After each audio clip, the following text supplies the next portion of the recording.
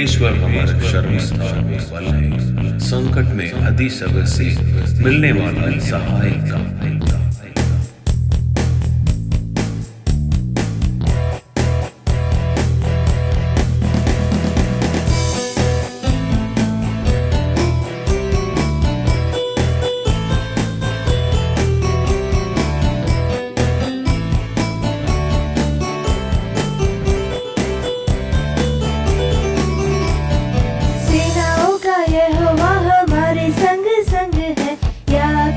परमेश्वर हमारा ऊंचा गढ़ है। सेनाओं का यहोवा हमारे संग संग है, याकूब का परमेश्वर हमारा ऊंचा गढ़ है। जिसने आकाश बनाया, जिसने पृथ्वी बनाई, जिसने आकाश बनाया, जिसने पृथ्वी बनाई, जो सर्वशक्तिमान प्रभु है, संग है। जो सर्वशक्तिमान प्रभु है, वो यहोवा हमारे संग संग है। सेनाओं का यहोवा हमारे संग संग है, याकूब का परमेश्वर हमारा ऊंचा गढ़ है। सेनाओं का यहोवा हमारे संग संग है, याकूब का परमेश्वर हमारा ऊंचा गढ़ है।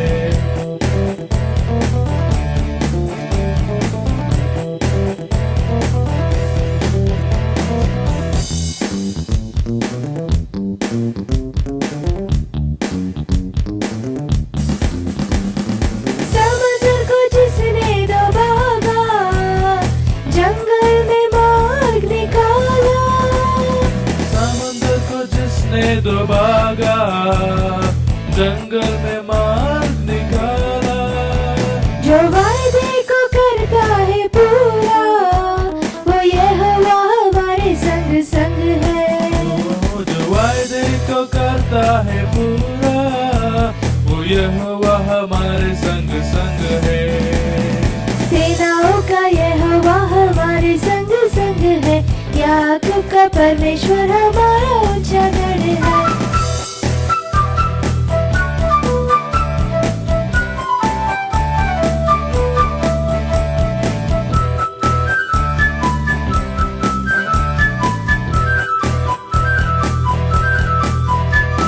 लाजर को जिसने जिलाया, जक्कई को जिसने बचाया, लाजर को जिसने जिलाया, जक्कई को जिसने बचाया, जिसके लिए सब कुछ है संभव, वो यहोवा हमारे संग संग है।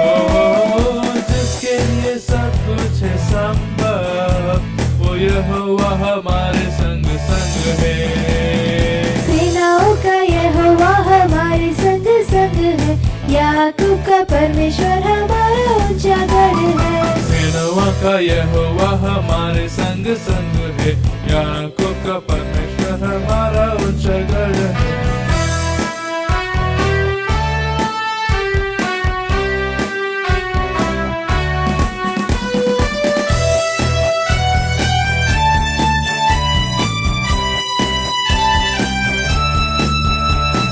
जिसने हमको बनाया, उसने सबको बनाया, जिसने हमको बनाया, उसने सबको बनाया। वो अल्फा ओमेगा प्रभु है, वो यहोवा हमारे संग संग है। जो अल्फा ओमेगा प्रभु है, वो यहोवा हमारे संग संग है। सेनाओं का यहोवा हमारे संग संग है, याकूब का परमेश्वर हमारा ऊंचा गढ़ है। सेनाओं का यहोवा हमारे संग संग है, याकूब का परमेश्वर हमारा ऊंचा गढ़ है। याकूब का परमेश्वर हमारा ऊंचा गढ़ है। याकूब का परमेश्वर हमारा ऊंचा गढ़ है।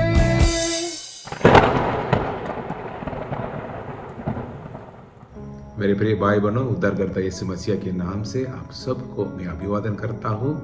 इस सुंदर समय में पिता परमेश्वर और मसीहा यीशु से आपको अनुग्रह और शांति मिलती रही। मेरे प्रिय भाई बहनों, हमारे जीवन में जब परमेश्वर हमें आशीष करता है, हमारे लिए बहुत अच्छा पोजीशन देता है, तभी बहुत सारे लोग जलन होकर हमारे विरोध में आने के लिए शुरू करेंगे, हमारे विरोध में षड्यंत्र करेंगे, हमारे लिए ऐसा अच्छा पोजीशन न मिलना चाहिए, इसलिए बहुत सारे बुरी योजना करके हमारे विरोध में आएंगे, हमें नाश करने के लिए भी कोशिश करेंगे। परिवार में, काम करने का जगह पर, पढ़ने का जगह पर, समाज में ऐसा हमारे विरोध में ऐसा प्लान बनाकर आ सकते हैं। लेकिन ऐसे लोग को कैसे हम सामना करेंगे, ऐसा परिस्थिति को कैसे हम सामना करके उसके ऊपर विजय को प्राप्त करेंगे, आज हम सीखने वाले हैं। आइए हम दानियल भविष्यवक्ता के जीवन को आज हम मेडिटेट करेंगे। दानियल भविष्यवक्ता पुस्तक अध्याय 6 में हम देखेंगे तो वहाँ मीडा पर्शिया का राजा दानियल में उत्तम आत्मा रहती थी, इसलिए सब अध्यक्ष अधिपति के ऊपर उसको एक अच्छा पोजीशन में ठहरा कर वह राज्य को हर एक चीजों को मैनेज करने के लिए सोच रहा था। जब ऐसा अधिपति और अध्यक्ष ये चीज मालूम हो गया, तभी दानियल के विरोध में षड्यंत्र करके दानियल को नाश करने के लिए वो लोग बहुत बड़ा प्लान की, बहुत बड़ा योजना करके आए थे।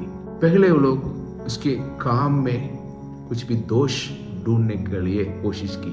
वचन कहता है अध्याय 6 वाक्य 4 में, अध्यक्ष और अधिपति राज्य कार्य के विषय में दानियल के विरोध दोष ढूंढने लगे, परंतु वह विश्वास योग्यता और उसके काम में कोई भूल या दोष न निकला और वे ऐसा कोई अपराध या दोष न पा सके। अभी अध्यक्ष और अधिकारी लोग को मालूम हो गया दानियल की परमेश्वर की व्यवस्था के छोड़कर दूसरी कुछ भी चीजों में उसको दोष नहीं पा सकेंगे।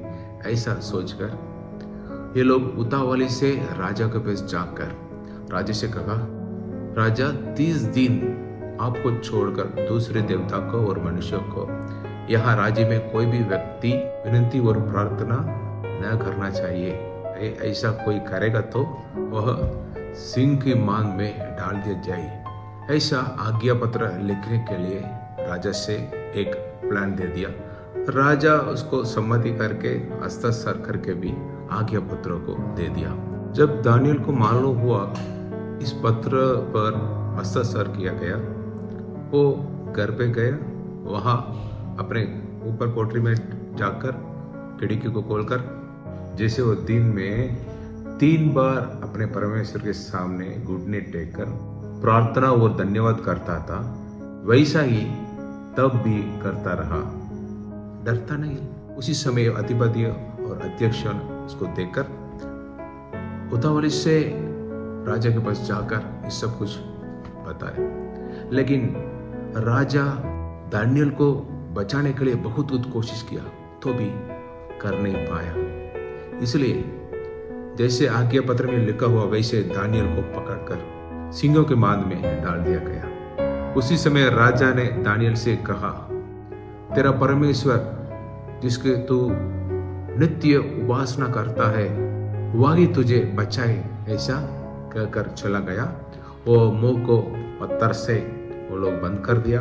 वह राजा को सील पे वहां लगा दी। उसी राजा की नींद नहीं आई, कोई भी सुख विलास उसके सामने आने के लिए भी नहीं अनुमति दिया और बहुत दुख में रहा था। सुबह सुबह उठकर सिंहों के गड्ढे की ओर और फुर्ती से चला गया। जब राजा गड्ढे के निकल आया वो और शोक भरी वाणी से चिल्लाने लगा और दानियल से कहा, हे दानियल, हे जीवित परमेश्वर के दास, तेरे परमेश्वर जिसकी आप उपासना करते आ रहे हैं तुझे सिंहों से बचा सका है? ऐसा उसने पूछा था। तब दानियल ने राजा से कहा, हे राजा, तुम युगायुग जीवित रहे। मेरे परमेश्वर ने अपने स्वर्गीय दूत भेजकर सिंहों के मुंह को ऐसा बंद कर रखा कि उन्होंने मेरी कुछ भी हानि नहीं की। इसका कारण यह है कि मैं उसके सामने निर्दोष पाया गया और हे राजा, तेरे सम्मुख भी मैं न कोई भूल नहीं की। तब राजा ने बहुत आनंदित होकर दानियल को गड्ढे से निकालने के लिए आज्ञा दी। दानियल को गड्ढे से निकला गया और उस पर हानि की कोई चिन्ह नहीं पाया गया, क्योंकि वह परमेश्वर पर विश्वास रखा था, अटूट विश्वास रखा था, स्थिर विश्वास रखा था, इसलिए परमेश्वर ने उसको बचाया। तब राजा ने आज्ञा दी, जिस पुरुष उसके विरोध में आ गए उसके परिवार के समेत पकड़ कर लेकर आकर वो सिंहों की मांद में डालने के लिए आज्ञा दी। तब ये लोग डाल दिए गई, ये गड्ढे के वेदी तक भी नहीं पहुंचे। सिंहों ने उन लोग के ऊपर चपट कर हड्डियों समेत उन लोग को जपा डाला। तब राजा ने सारे पृथ्वी में रहने वाले लोग को, देश देश और सारे जाति जाति को, सब लोगों को, भिन्न भिन्न भाषा बोलने वाले लोग को ऐसा पत्र लिखा है, ऐसा साक्षी के रूप में लिखा है, दानियल के परमेश्वर जीवित परमेश्वर है, युवा युवा तक रहने वाले परमेश्वर वही है, उसका राज्य अविनाशी और उसकी प्रभुता सदा स्थिर रहती है। जिसने दानियल को सिंहों से बचाया है वही और बचाने और छुड़ाने वाला है।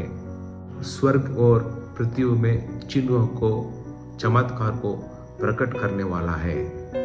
प्रिय भाई बहनों, आज परमेश्वर हमारा प्रभु हमारे साथ बात करता है। ऐसा हमारे विरोध में लोग बुरी योजना करके हमें नाश करने के लिए जब आएंगे, हम दानियल जैसे हमारे जीवन में प्रभु के साथ संगति में रहना है।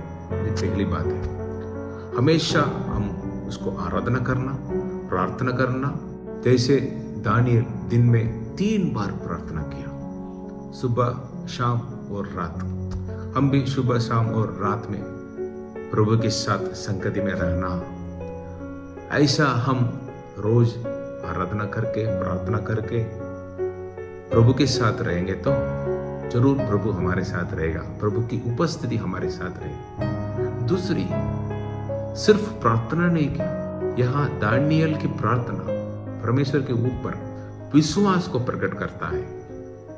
वो परमेश्वर के ऊपर अटूट स्थिर विश्वास रखा था। कोई भी परिस्थिति आएगा, मैं परमेश्वर पर विश्वास रखेगा, वो मुझे बचाएगा, ऐसा वो विश्वास रखा था। यही जीवित परमेश्वर है, इसलिए मैं उसकी आज्ञा के अनुसार जीऊंगा, ऐसा वो एक निर्णय लेकर जी रहा था। ये तीसरी बात, उसको जीवन को देखिए, वो एक धर्मी का जीवन जी रहा था, परमेश्वर की आज्ञा के अनुसार जी रहा था। इसलिए जब ऐसा विरोधी लोग विरोध में आकर उसके काम में दोष ढूंढने के लिए कोशिश की, लेकिन दोष नहीं उन लोग को पाया, क्योंकि वो निर्दोष रहा था। हर एक काम में, चाल चलन में प्रभु की आज्ञा के अनुसार वो जी रहा था। वो पवित्र जीवन जी रहा था। उसका हर एक काम में न्याय के अनुसार वो काम कर रहा था, स्ट्रेट फॉरवर्ड रहा। ऐसा साक्षी के रूप में वो जी रहा था। इसलिए ये लोग उसके विरोध में आकर कुछ नहीं कर पाए।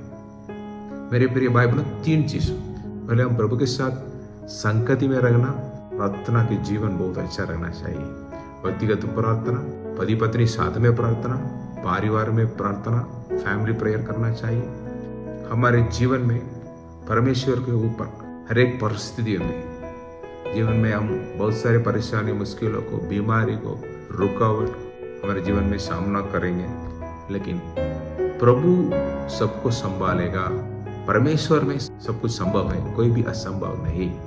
ऐसा परमेश्वर के ऊपर हम भरोसा रखना, विश्वास रखना चाहिए।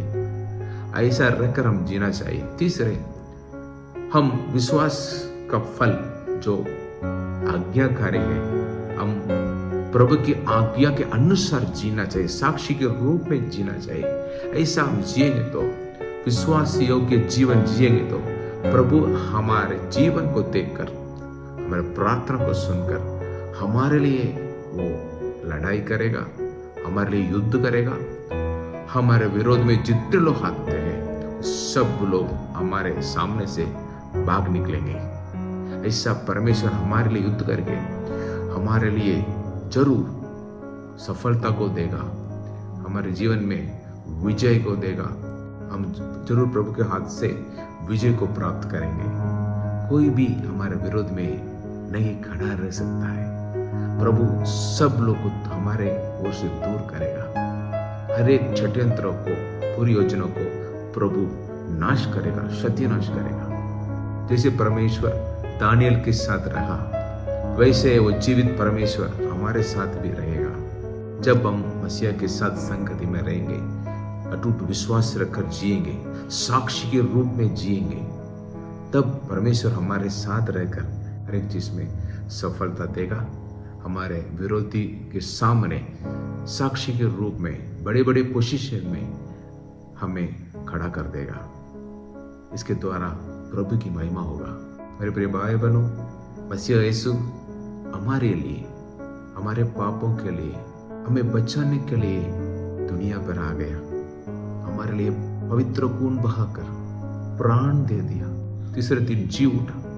आज भी जीवित परमेश्वर है। जितने लोग उसके ऊपर विश्वास करते हैं, सब लोग को उद्धार दे दिया।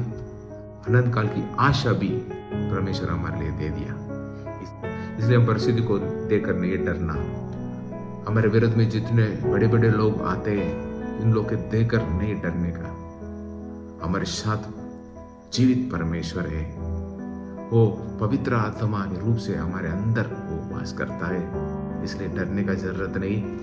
हम रोज परमेश्वर के ऊपर भरोसा रखकर रोज परमेश्वर के साथ संगति में रहना, प्रार्थना करना, आराधना करना, वचन को रोज अध्ययन करना, वचन के अनुसार साक्षी के रूप में हर एक क्षेत्र में हम जीना, काम करने का जगह पर, पढ़ने का जगह पर, परिवार में, समाज में, हर एक काम में स्ट्रेट फॉरवर्ड हम आज्ञा के अनुसार हम एक निर्दोषी का जीवन जीना चाहिए। ऐसा हम जिएंगे तो धर्मी को प्रार्थना को प्रभु सुनकर जरूर हमारे लिए उत्तर देगा। प्रभु जी हर एक परेशानी, मुश्किल, समस्या, हमारे विरोध में जितने लोग आते हैं, सबको सत्यानाश करके प्रभु हमारे लिए विजय देकर जरूर हमें साक्षी के रूप में परिवार और काम करने का जगह, समाज में, कलीसिया में हमें खड़ा कर देगा। इसके द्वारा प्रभु के नाम की महिमा हो जाएगी। इस वचनों को सिर्फ सुनने का नहीं, पालन कीजिए जरूर। दानियल के परमेश्वर आपके जीवन में भी आपके साथ रहकर बहुत बड़ा चमत्कार करके आप लोग को आशीष करेगा। इस वचन के द्वारा प्रभु आपको बहुत ऐसे आशीष करे। आइए हम प्रार्थना करेंगे। पिता परमेश्वर, सर्वशक्तिमान प्रभु, जीवित परमेश्वर, इस सुंदर समय के लिए हम धन्यवाद करते हैं। अब तक हमारे साथ बात किया वचनों के द्वारा, हमें कैसे जीना चाहिए ऐसा परिस्थितियों में, ऐसा हमने सिखाया, इसलिए धन्यवाद करते हैं। प्रभु जी जितने लोग आपके वचन के ऊपर विश्वास रखकर प्रभु के साथ संगति में रहने के लिए, एक धर्मी का जीवन साक्षी के रूप में जीने के लिए अपने आप को सौंपा है, तुम्हारे हाथ में मैं सब लोग को सौंपता हूँ। आपको हाथ से उन लोग को आशीष कीजिए। उन लोग को हर एक परेशानियों, मुश्किलों, रुकावट और बीमारियों, हर एक समस्या को उन लोगों के जीवन से दूर करके प्रभु जी जितने लोग उसको विरोध में आते हैं, उस सब लोग के बुरी योजना और षड्यंत्रों को नाश करके प्रभु जी विश्वास करने वाले लोग को आशीष करके साक्षी के रूप में समाज में, परिवार के बीच में, काम करने की जगह पर खड़ा कर दीजिए। प्रभु जी आप हमारे प्रार्थना को सुनकर उत्तर दे दिया, इसलिए हम धन्यवाद करते हैं। यीशु मसीह के नाम में मैं प्रार्थना मांगता हूँ। आमीन आमीन।